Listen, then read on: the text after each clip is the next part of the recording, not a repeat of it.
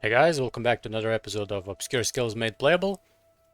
And if you guys enjoyed the content, make sure you drop a sub, helps me out. And your guys' support so far has been incredible, 200 subs.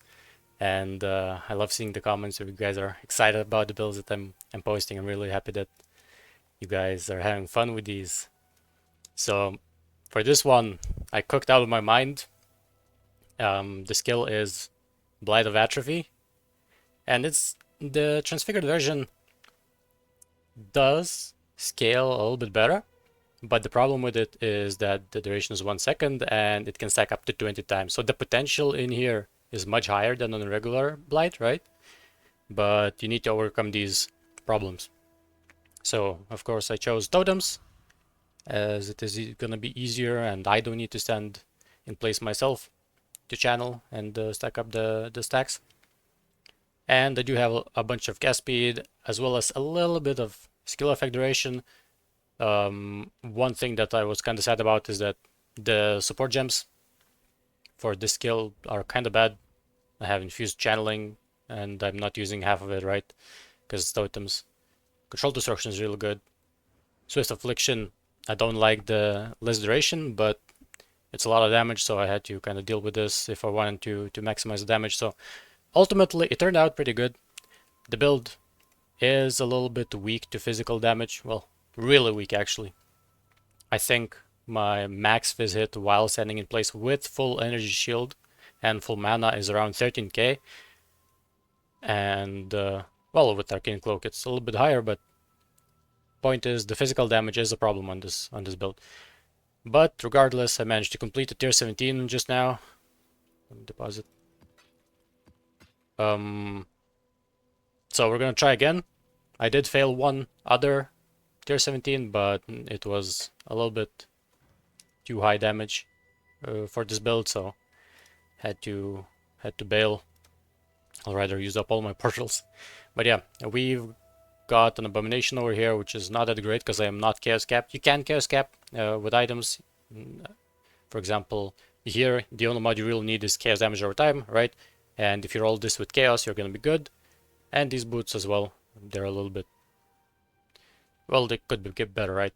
If this was just chaos res.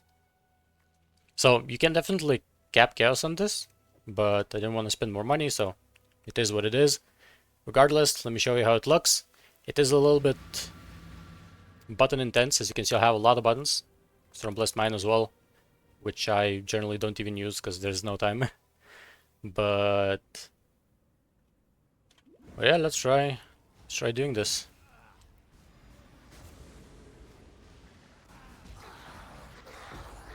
So the damage is not bad. Honestly, I was expecting. Actually, let me pick up the map. I was expecting the damage to be much worse. Oh my god! But it turned out okay.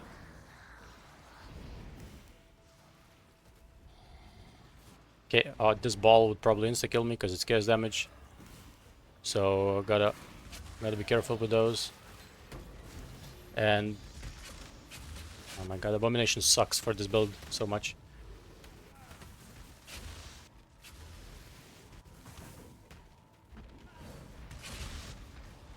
Jesus Christ. I need to get past that guy. Okay, he's dead. So, the gameplay is totems, so it's a little bit... Well, it's not for everyone, right? I don't really enjoy totems too much myself. But honestly, it's not that bad. Because unlike with the first build of the series, which was a Galvanic Arrow with totems and Dariani, that was pretty bad. But with these, you can place them and run away. Granted, this map does have a lot of extra life. I think it should be around 130, 149 extra life, so the mobs are tanky. But so far we're doing pretty good. There hasn't really been too much physical damage to kill us. But oh, there we go. Well, I still didn't place it there because I was standing in a drowning orb as well, I think, and I just couldn't move. This build could use phasing, but we don't have that. Oh, and the chaos damage from these guys, yeah. So chaos damage is really bad, as I've said, because I'm not capped, but as mentioned, you can cap it. Jesus Christ. You can cap the chaos res for sure. I couldn't even flame dash out. Well, this is my bad. Stupid me.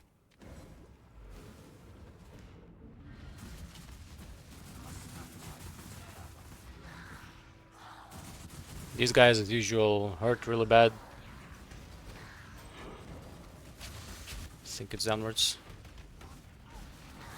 Yeah, as you can see, I get hit by a physical hit and all my energy shield is instantly gone. The energy shield is also a bit of a problem. Ideally, you do wanna play with Wicked Ward. I kinda opted out for a little bit more damage. But with Wicked Ward it should be a little bit better. Should feel a bit better. Let me TP out. With Wicked Ward it should feel a little bit better, but I wanted more damage. And honestly, you can scale the damage of this build pretty good. I was surprised because it's Chaos Dot, right? And people are saying that Chaos Dot is dead, but the damage is not too bad. Of course the totems still die, so you kinda have to be a little bit careful. See, the goat was a white mob and it got my energy shield instantly.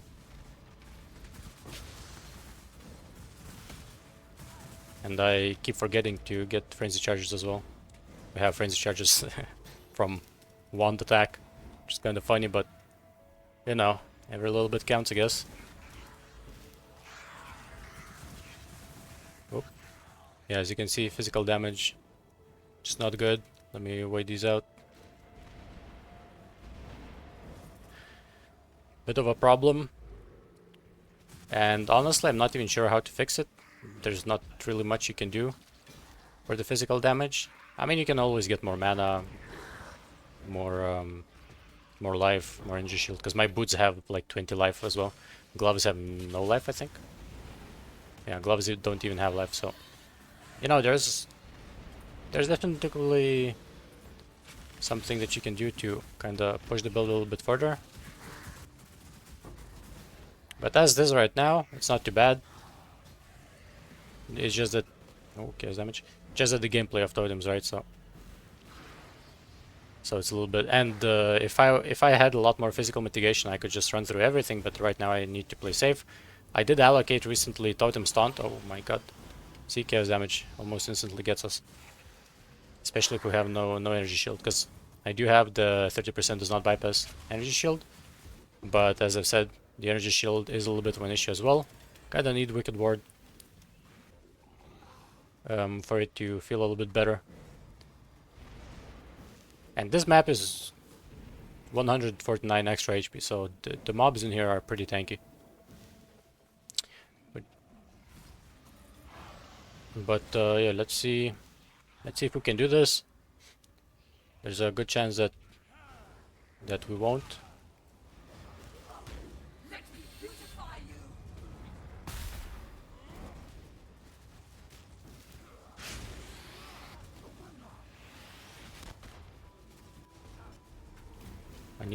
I also have Wither from totems, which is, you know, yet another button to click.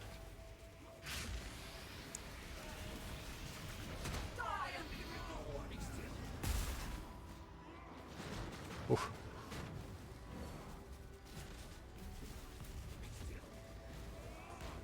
So as you can see, you know, the damage is fine for a map that's this tanky. We're not doing too bad so far. I can't afford to stand in those. I will die from the chaos damage.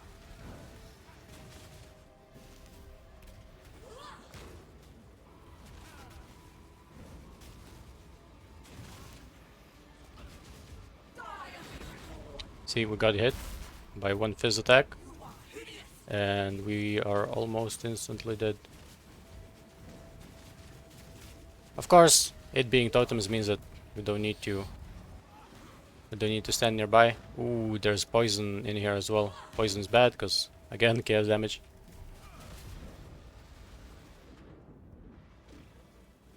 It's a little bit annoying. And I for sure don't want to kill Dodgery first.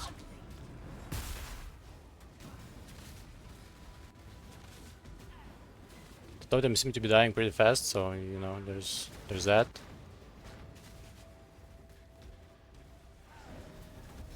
Can they stop? Oh, she's focusing the totem. Nice. It was a taunt right before she used it, so. And she also does a bunch of AoE attacks, so she's killing the totems. Ooh. Ooh, that hurt.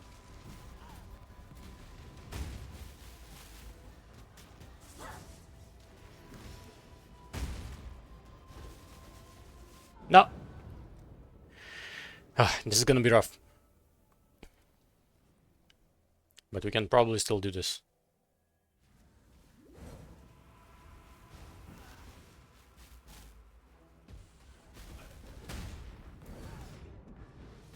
Where is Dodre? Can't see her. Where the hell is she? Yo. Oh, there we go.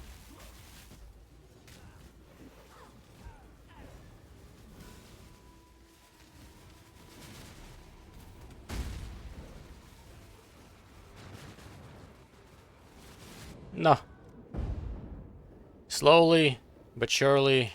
Oh, I only have 2 portals. Oh yeah, I died a bunch against the mobs.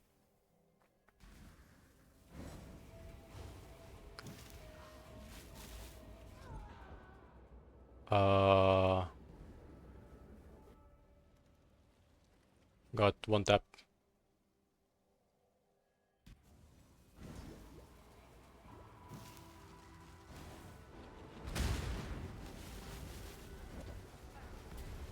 Where is she?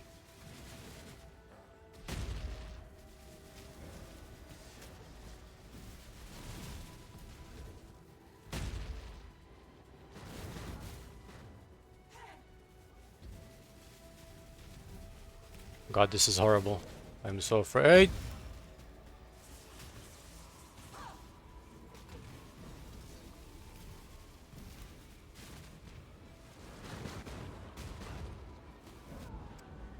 Unlucky. Well, you know, the phys damage, Abomination has a lot of phys damage, so sadly I wasn't able to do it. But the build is fine. It's got, I'm gonna show you an eater so you can kind of gauge the damage. But the damage is there. It's just that you need to fix the physical resist a little bit.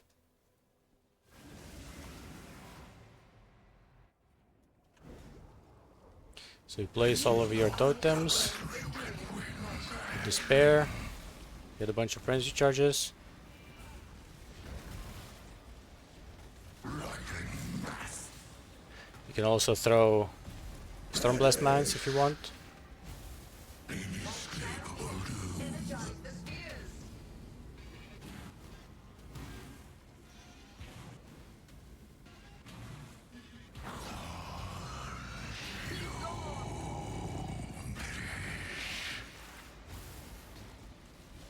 And if we throw stormblast, we can increase damage as well.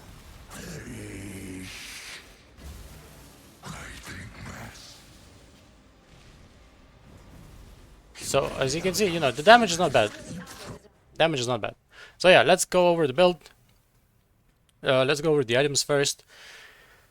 We're using Soul Mantle. I managed to find this double corrupted one for 1 divine. Of course, you can have it without increased damage, with just something else, right?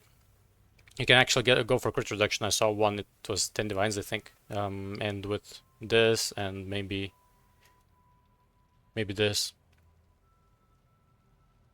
from the master, you could potentially get crit reduction if you want to. The helmet, just whatever, don't need power charges, find whatever you want and it should be good. The boots, we are using Storm Shroud, so shock avoidance, right, along with our flask, and we are using Tides of Time. And I'll go over the tree a little bit later. Kikazaru, so we negate the downside of the hexes that we inflict ourselves.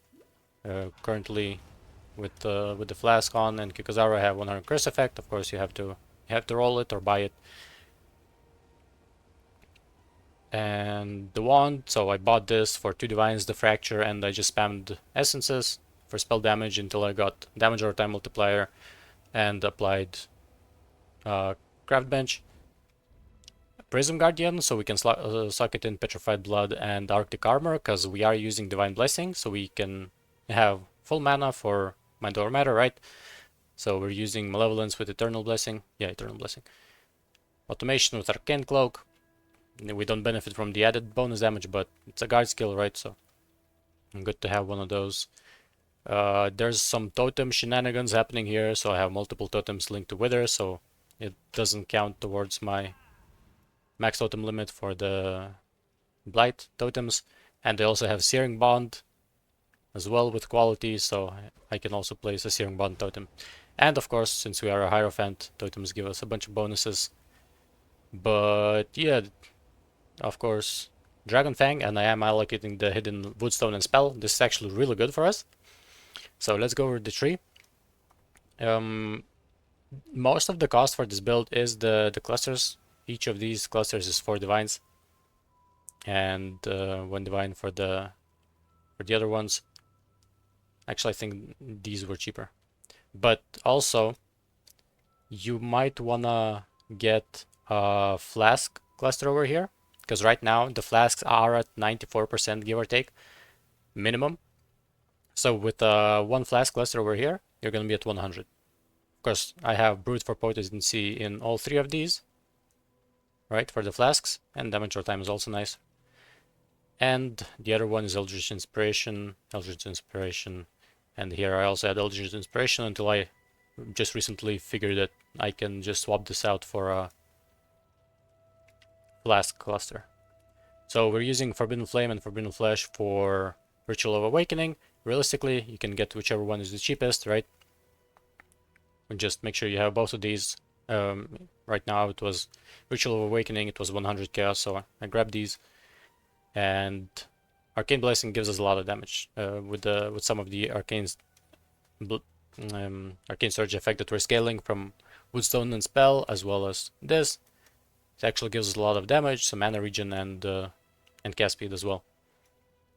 So for the tree, you know, it's a little bit hard to scale chaos damage over time, right? So I kind of was forced into these clusters, which I don't really mind. Granted, they are a little bit expensive, but this lets me get Storm Shroud, Watcher's Eye with Malevolence. This was also 4 divines, so just from the clusters and jewels alone, it's like 20 divines, but the items themselves aren't expensive. You can probably get all of this for like 10 divines. What else? What else? Possible Escape here was 1 divine as well. Pretty good spot. We're making use of both of these. Some damage over time as well as life and energy shield. Mind over matter, of course. I am not a very big fan of mind over matter, but it was just the best way to get some defenses on this character. So mind over matter as well as these, right? This is also good because it gives us area of effect, which, well, it's nice for just map clear, right? This thing usually it's not very efficient, but mana regen as well as some life regen, it's pretty good. Here I'm taking chaos damage, does not bypass energy shield, so we can have a little bit more chaos resistance since we are using Petrified Blood. But like I said, make sure you cap the chaos resistances from the items as well. And I guess you can get a little bit like from clusters. Currently just some random ones that I bought, but you know, you can cap chaos resistance. And this, if you wanna do resistance catalysts instead of attributes, I think, yeah, I'm a little bit above. I think because Dragon Fang makes it so that we don't need as much. I think I need 142 of both. No, 142 of this, and this I think is like 100. Not even 100, yeah. The tree is just, you know, it's kind of a hybrid between a mana stacker and just some cluster stacking, right? Pain Attunement, of course, is pretty good. Once I figured that I can get Pain Attunement with the Prism Guardian, I was like, hell yeah. And the Natural Instinct over here, as usual, it's real good. Not only do we benefit from skill duration, skill effect duration, the AoE, right, and also we need a bunch of cast speed to maximize the stacks. So the socket in here was pretty good. But yeah, guys, for this build, make sure you figure out the physical defense somehow. Not exactly sure how, but maybe you could go for boots that are completely physical, right? And I don't know, maybe drop a little bit of energy shield, maybe get to like energized armor. Or what's the opposite of that one? Where you get some armor instead of energy shield. I think that one exists, right? But yeah, like phys mitigation is a little bit troublesome. But for tier 16s, perfectly fine. Tier 17s, you can still do tier 17s, of course, just a little bit hard. Make sure that you roll the mods right. The one that I did was Sanctuary, which again, kind of surprising considering I have no physical mitigation. But ultimately, this build's not that bad. Just need to figure out the phys mitigation. If you stand in place, the phys mitigation is pretty good, but you can't always stand in place, right? But yeah, guys, thank you again for watching. Thanks again for the support, and I'll see you in the next one. Bye bye.